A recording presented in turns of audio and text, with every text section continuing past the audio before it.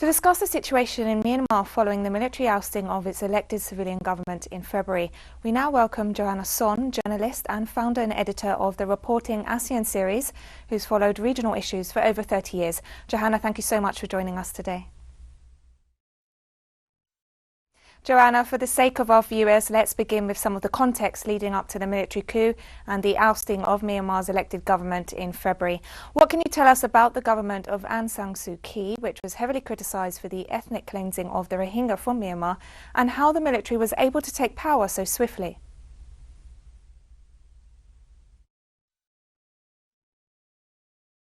Maybe exploded, if you will, on February 1st with a coup, but has roots over, developed over a number of years. And yes, the government was led de facto by the state councillor, Aung San Suu Kyi. And then there was basically, and they had won quite a big mandate in the November elections. What happened on the first was that they were essentially prevented from setting up and starting this new term. And which is why they rounded up everybody when they were going to the event to open parliament. It's 9 hours. Oops, sorry.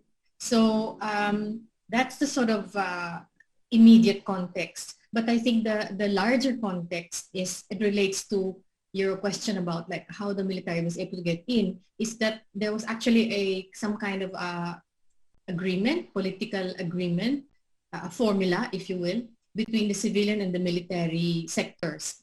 Because Myanmar for decades has been led by the military. And a decade ago, the military agreed to go on a road towards supposed democratization to lead to more civilian rule, but also a role for them. So apparently this relationship, if you will, collapsed.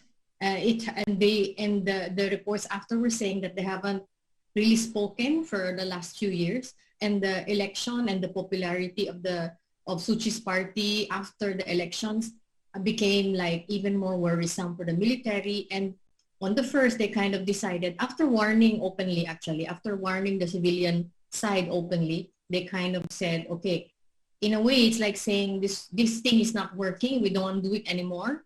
So it's kind of, they're trying to push the rewind button, if you will. So that is the part that is unacceptable to many. So it's not like they didn't have power. They did. It is written in the Constitution, actually. But I did want to kind of say that, thinking of the interview today, that the military in Myanmar is different from it's different from the Latin American style or Latin American type. It's not the caudillo type. It's like, and it's a mix of a nationalism, ethno-nationalism, the military seeing themselves as the guardian of the country, and the ethnic majority, which is the Bama majority. And then also, it has its own world in many ways. The military has its own like villages. So it's like once you get into the military, kind of you're taken care of. So it's been looked after that way. So that this is how they also like kept, to their own power and their own systems and etc. Which I suppose in their calculation is under threat if this road continues to what we call civilian supremacy, right, over the military. Myanmar's history is a bit different. There's also a mix of socialism actually inside. So it's that militarization, that's nationalism. It's a bit of isolation actually in previous decades. So in many ways, it's also different from the rest of Southeast Asia in that sense. Although other countries have had to deal with politicized militaries and adjusting, having them adjust as well. So just to say that it's not a traditional, typical formula that we hear of. Often, yeah. Johanna, thank you so much for that overview. The repression by the military in Myanmar has received widespread media coverage, and the street protests that were huge to begin with seem to have dwindled due to the violent reaction of the security forces against demonstrators. What is the situation on the ground now? Yeah, I think we are now on the 4th month after the coup, and in a way, you kind of now see, because at the start, I think many people were waiting, whether it was the Myanmar people themselves, the neighboring countries, the Association of Southeast Asians, and the larger international community and the diplomatic community too, kind of like seeing, is this gonna hold or is it going to collapse or what's going to happen? Obviously, in some cases, the worst or beyond the worst has happened because the first 3 weeks were relatively all right. I mean, the sense that they allowed the protest and there was even like a party atmosphere, if you remember. But all of that's gone.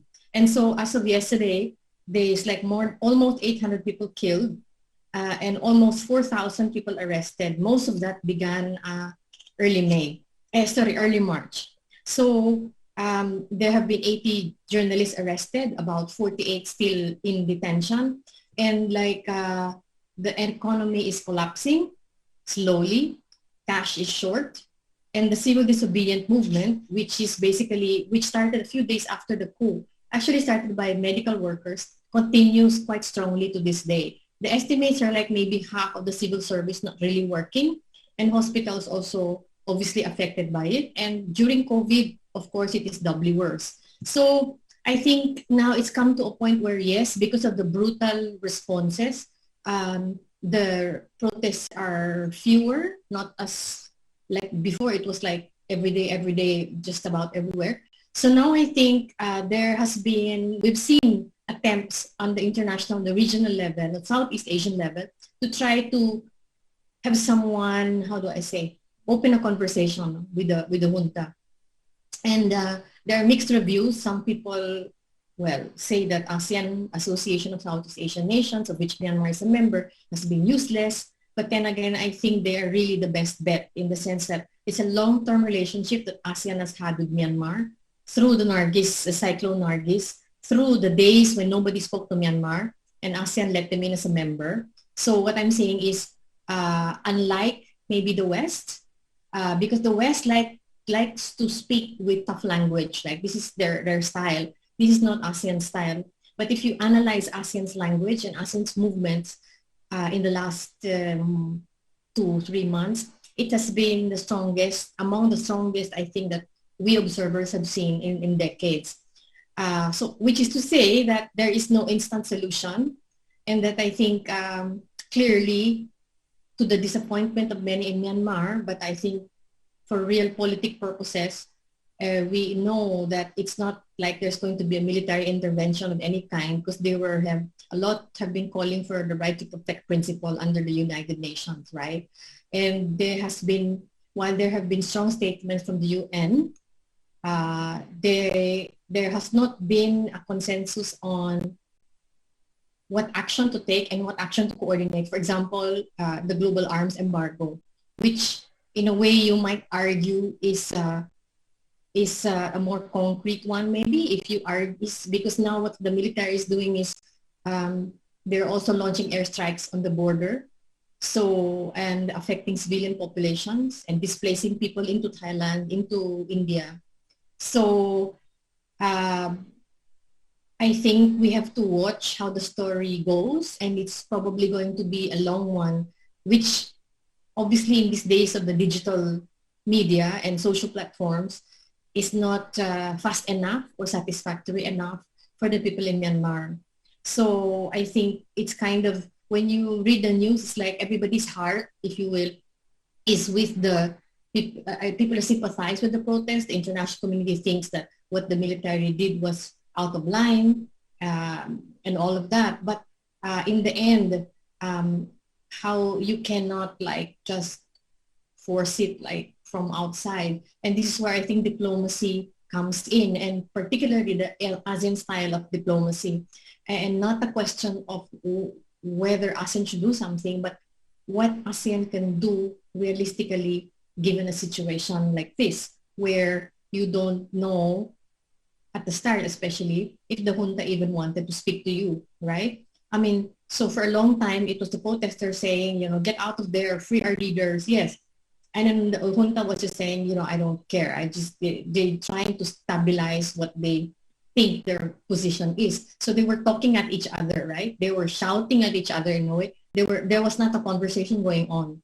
So I think the ASEAN summit was an attempt to have some kind of a channel to the junta of some sort, if only to stop the brutality that we have seen over the past few months. So I think, yeah, it will be a running story, unfortunately, or maybe it's really the way things are. And I think the bigger question is, how do you make diplomacy make a difference on the ground, right? On the daily life of the people who are now in Myanmar and stuck, right?